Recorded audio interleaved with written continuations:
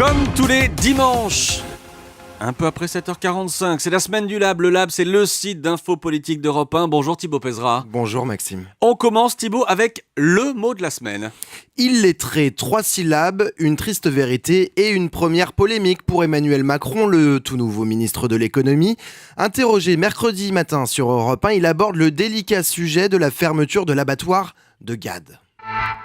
Il y a dans cette société une majorité de femmes.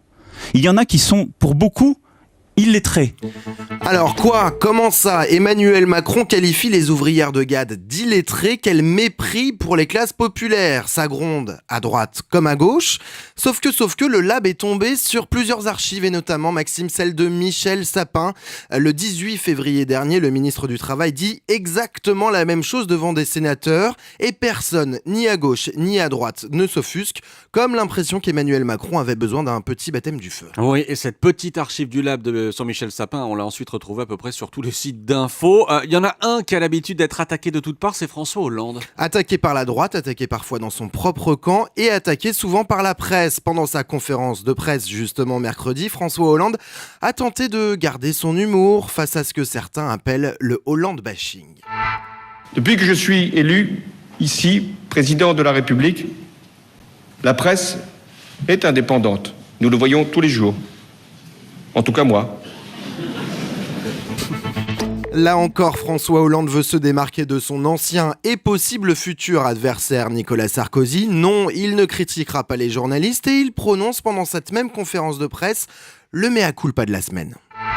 Quant à la presse économique, je suis soumis à son jugement, mais c'est pas elle qui fait les chiffres, c'est la réalité. Je ne veux pas m'en prendre à ceux qui commentent la réalité. Je dois changer la réalité. C'est pour ça que je ne ferai aucun procès, même si la presse parfois fait le mien. Voilà pour les propos de François Hollande. On poursuit Thibaut dans la joie et la bonne humeur avec le karaoké de la semaine. Et c'est Christian Estrosi qui nous l'offre. Le maire UMP de Nice s'est lâché devant les caméras du supplément de Canal+.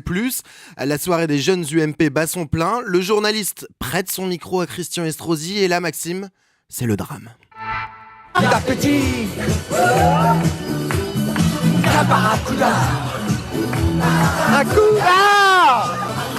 oui, entre dans tes bras. Aïe, aïe, aïe, aïe, Ça aïe, fait rire le public dans le studio en tout cas. Pas que, oui. Et donc on va donner un petit conseil à Christian Estrosi pour l'avenir. N'acceptez un micro que lorsqu'on vous demande de parler politique. Christian, quand il s'agit de chanter, croyez-nous, c'est un piège. Voilà, Thibaut Pézra pour la semaine du Lab d'Europe 1 en direct comme chaque dimanche. Merci beaucoup Thibaut.